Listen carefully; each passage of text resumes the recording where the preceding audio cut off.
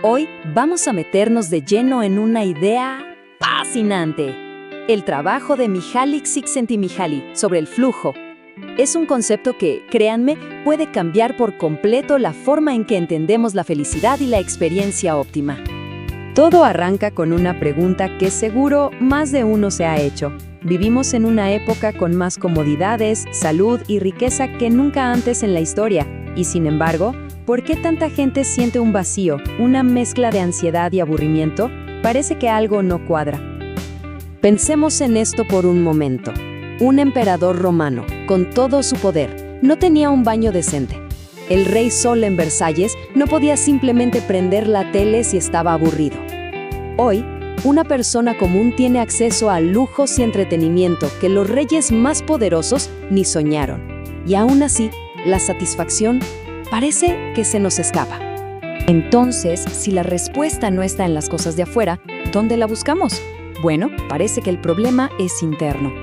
Las viejas estructuras que antes daban orden a la vida, como la religión o las tradiciones, ya no tienen el mismo peso.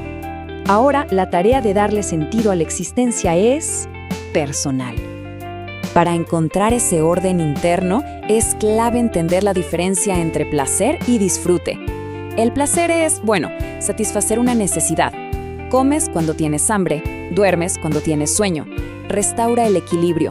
Pero el disfrute es otra cosa. Es cuando superas un desafío, cuando aprendes algo, cuando sientes que creces. Eso es lo que de verdad crea un orden nuevo y duradero en la mente. Y es aquí, justo aquí, donde entra el gran concepto de Csikszentmihalyi. La respuesta a esa búsqueda de disfrute y de sentido tiene un nombre: el estado de flujo. La experiencia óptima que nos da una satisfacción de verdad, genuina. ¿Qué es el flujo? Es ese momento mágico de absorción total, cuando estás tan metido en algo que el resto del mundo desaparece. El tiempo vuela, no piensas en nada más. La actividad en sí misma es la recompensa. Se hace por el simple gusto de hacerla. Y esto no es algo raro o exótico. El flujo está por todos lados. Puede ser un marinero que se siente uno con el viento, un pintor que ve cómo su obra cobra vida, o una madre tan metida en leerle un cuento a su hijo que nada más existe. Es ese instante de armonía perfecta entre uno y lo que hace. Muy bien, suena increíble. Pero, ¿cómo se llega ahí? ¿Es cuestión de suerte? Para nada. El flujo no es aleatorio. Depende de unas condiciones súper específicas que de hecho podemos crear.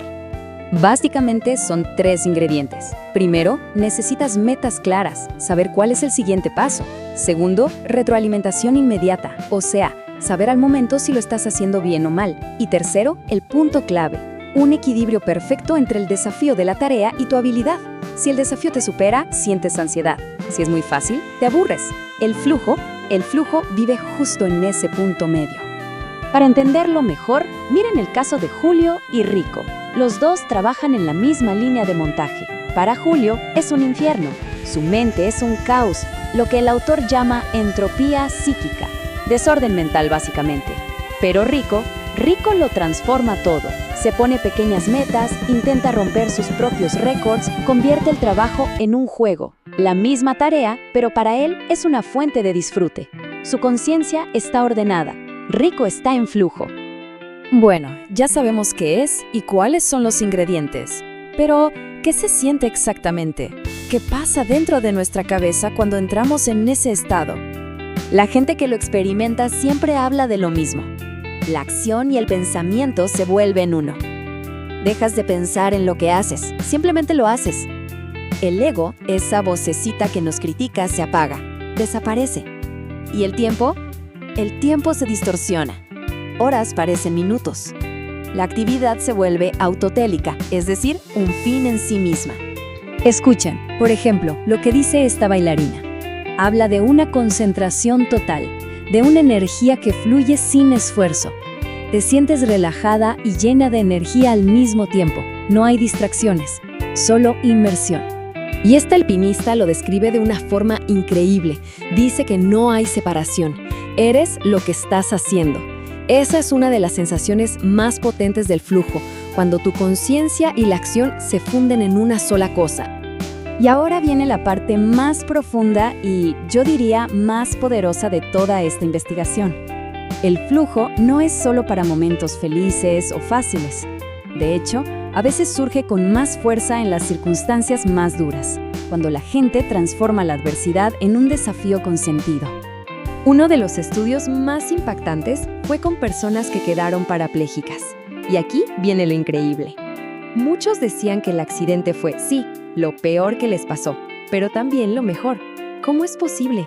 Porque esa tragedia les dio una meta clarísima: aprender a vivir de nuevo. Y ese desafío monumental se convirtió en su fuente de orden y disfrute. El testimonio de Lucio es que te deja sin aliento. Él transformó una catástrofe personal en la cosa más hermosa que le ha pasado. Superar ese reto le dio a su vida un propósito que no tenía antes y, de paso, lo convirtió en campeón de tiro con arco. ¡Impresionante! Y esta capacidad de crear orden es interna, no depende del mundo exterior. Tenemos ejemplos de prisioneros que organizaban concursos de poesía mentalmente o un piloto que, en solitario, jugaba una partida de golf de 18 hoyos en su cabeza todos los días. La lección es brutalmente clara.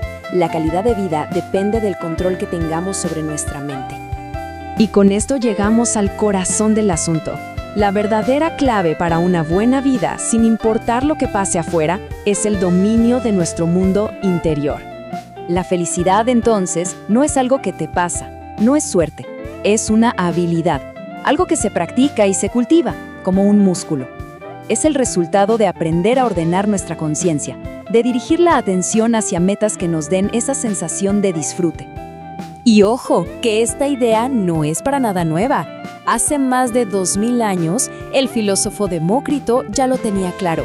Él decía que prefería descubrir una sola verdad a ser el rey más poderoso del mundo. La recompensa está en el proceso, en el gozo de usar la mente.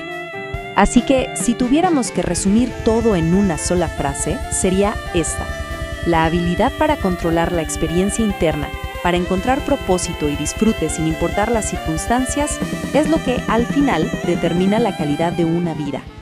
Y la reflexión entonces queda abierta para cada uno. Con las pasiones y habilidades que se tengan, ¿cuál es esa actividad? ¿Cuál es esa tarea que tiene el poder de ordenar la conciencia y de llevar a ese estado de experiencia óptima?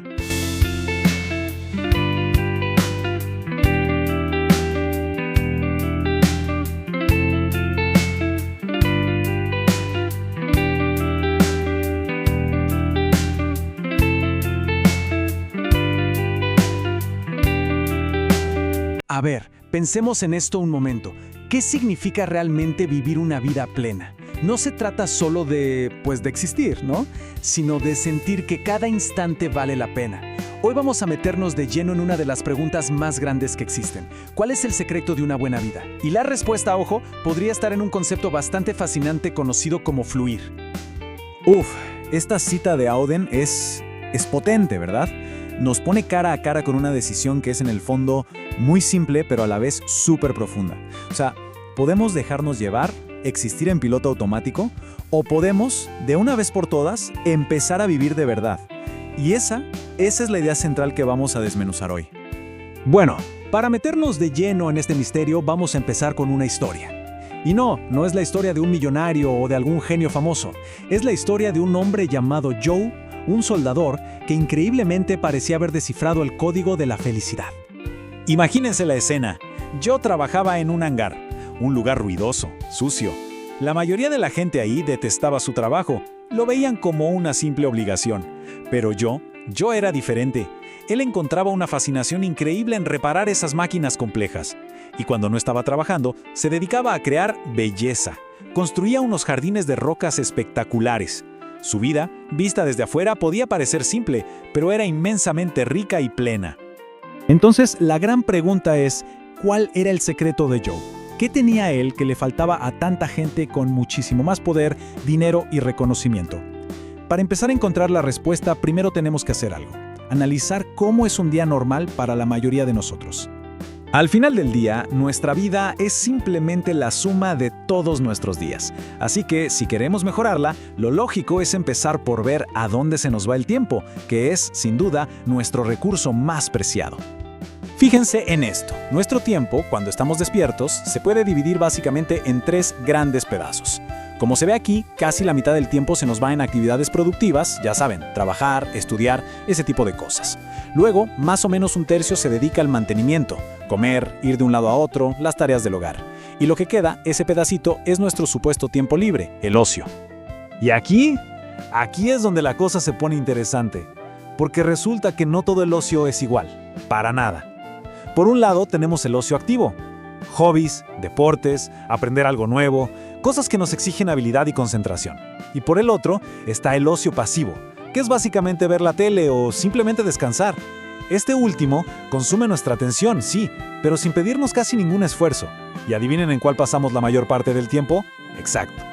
Pero claro, lo que hacemos por fuera es solo una parte de la ecuación. La verdadera calidad de nuestra vida depende, más que nada, de lo que pasa por dentro, en nuestra mente. Pensemos en ello como un clima interno, una batalla constante entre el caos y el orden. A un lado de esa batalla tenemos algo llamado entropía psíquica.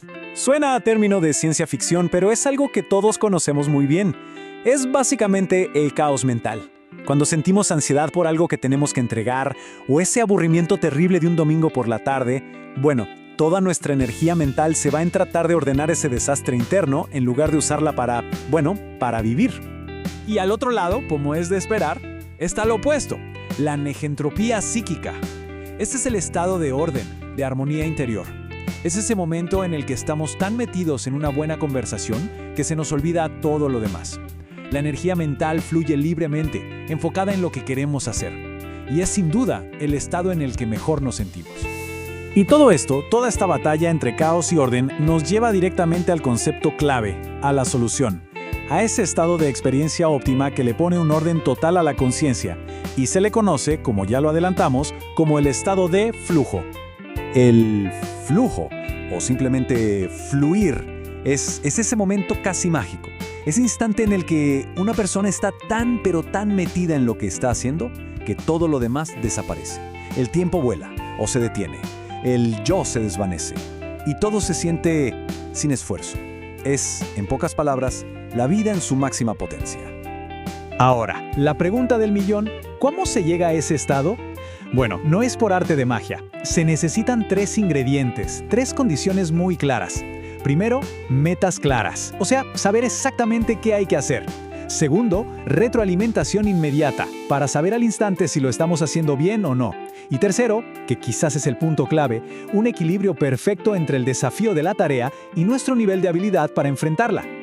Este gráfico lo explica a la perfección. Miren, en el eje vertical está el nivel de desafío y en el horizontal nuestro nivel de habilidad. ¿Qué pasa si el desafío es muy alto pero nuestra habilidad es baja? Ansiedad pura. Y al revés, si somos muy buenos en algo pero la tarea es demasiado fácil, aburrimiento total. Pero justo ahí, en esa franja del medio que va hacia arriba, en la esquina superior derecha, donde un gran desafío se topa con una gran habilidad, ese es el canal de flujo. Ok, ahora que entendemos la teoría, vamos a aplicarla a la vida real. ¿Dónde creen que encontramos más estos estados de flujo? ¿En el trabajo? ¿En el ocio? La respuesta, les adelanto, es bastante paradójica y nos va a sorprender a todos. A ver, hagamos una pequeña pausa y pensemos. Si tuvieran que apostar, ¿dónde dirían que la gente experimenta más seguido este estado de inmersión total? ¿En sus horas de trabajo o en su tiempo libre? Pues, ¡sorpresa! Los datos nos muestran algo que va en contra de toda intuición. Fíjense, en el trabajo donde las metas suelen ser claras y los desafíos están a la orden del día, la gente reporta alta concentración y estados de flujo frecuentes. El problema es que, al mismo tiempo, dicen tener baja motivación y sentirse poco felices.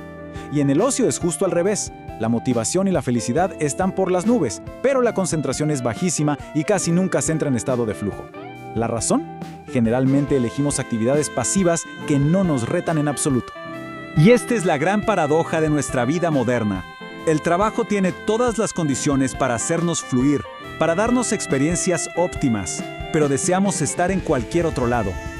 Y luego, anhelamos nuestro tiempo libre, pero cuando lo tenemos, lo desperdiciamos en cosas que nos dejan aburridos, apáticos y a menudo sintiendo un vacío. Entonces, ¿estamos atrapados? ¿No hay salida? Para nada. La clave está en tomar las riendas, porque el secreto de una buena vida no está tanto en cambiar qué hacemos, sino en transformar cómo lo hacemos. La buena noticia es que cualquiera puede inyectar más flujo en su vida. Miren, se puede transformar hasta la tarea más aburrida en un pequeño juego poniéndole metas. Se puede encontrar la manera de medir el progreso para tener esa retroalimentación al instante. Y lo más importante, podemos buscar activamente hobbies y actividades que nos estiren un poco, que pongan a prueba nuestras capacidades y nos obliguen a enfocar toda nuestra atención en el aquí y el ahora. Y es que al final, cuando una persona logra entrar en estos estados, ya no necesita buscar una recompensa externa. La propia experiencia se convierte en la recompensa. Hacer la actividad vale la pena por el simple hecho de hacerla. En ese momento, vivir se justifica a sí mismo. Y ahí, justo ahí, es donde se encuentra el verdadero sentido de una buena vida. Así que la pregunta que queda en el aire no es si se puede tener una vida más plena o no. Ya vimos que sí. La verdadera pregunta es, ¿qué pequeña parte de la rutina diaria se podría empezar a transformar para que eso suceda? La decisión, como siempre, es de cada uno.